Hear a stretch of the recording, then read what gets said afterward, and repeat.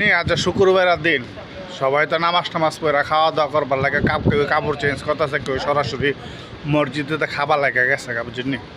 তাই মনে করেন যে আমি মনে করেন যে রুম আয়সা সারা কাপড় টাপড় চেঞ্জ করে সাইরা, কারণ রোদ্রটা যাওয়া লাগবো তো ওই জন্য কাপড় টাপড় চেঞ্জ করা আমার পোশাক বললাম যেটা মানে রাপে উসুই আর কি।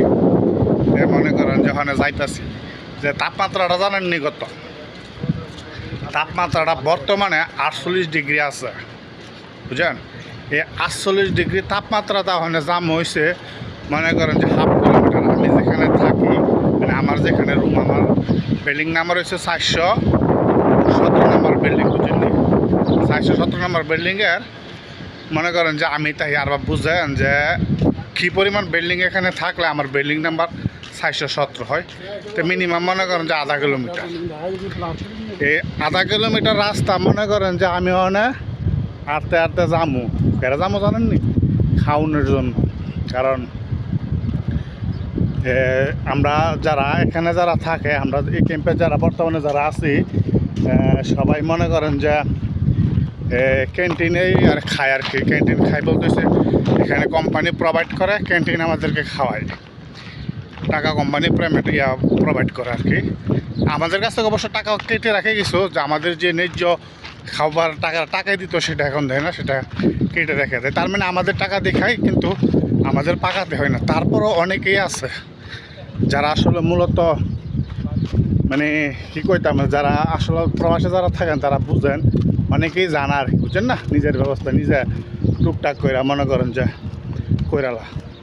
এই যে মনে করেন যখন আধা কিলোমিটার রাস্তা এই রোদ্রে যায় আম খাওয়ানোর লাগে, যারা নাকি বলেন যে প্রবাসে ভালো গেলেই পয়সা কামাই করা যায়, উপার্জন করা যায়। হ্যাঁ, কথাটা সত্য, প্রবাসে আসলে পয়সা কামাই করা যায়, কিন্তু পয়সা কামাইয়ের পাশাপাশি কষ্ট আছে, অনেক কষ্ট।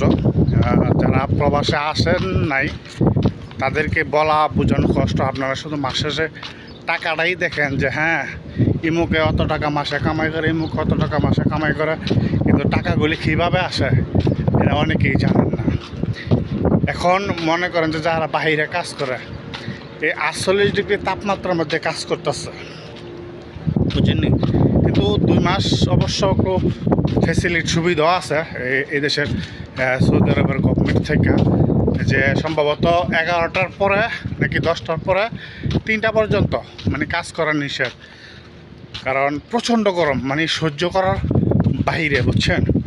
যে কারণে গভর্নমেন্টভাবে এই নিষেধাজ্ঞাটা দিয়ে দিয়েছে যে সেপ্টেম্বর পর্যন্ত মনে হয় চলবো, যে 10টার পর থেকে বিকাল 3টা পর্যন্ত বাইরে কোনো কাজ করতে পারবো না, এর আগে পরে করতে হবে।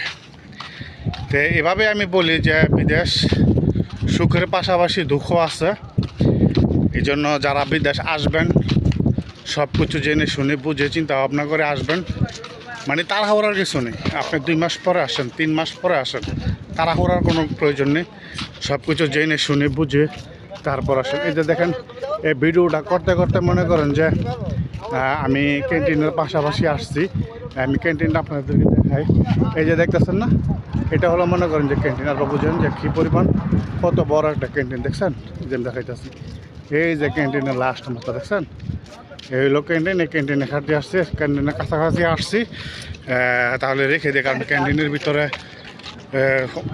শুক্রবারে বিশেষ করে সিকিউরিটি থাকে, ভিডিও করা নিষেধ আছে। তারপর আমরা মাঝে মধ্যে করি, হয়তো বা দেখা গেছে সমস্যা হয় না, আবার যে কোনো সময় সমস্যা হতে পারে। তা ভালো সমস্যা হয়। আল্লাহ হাফেজ।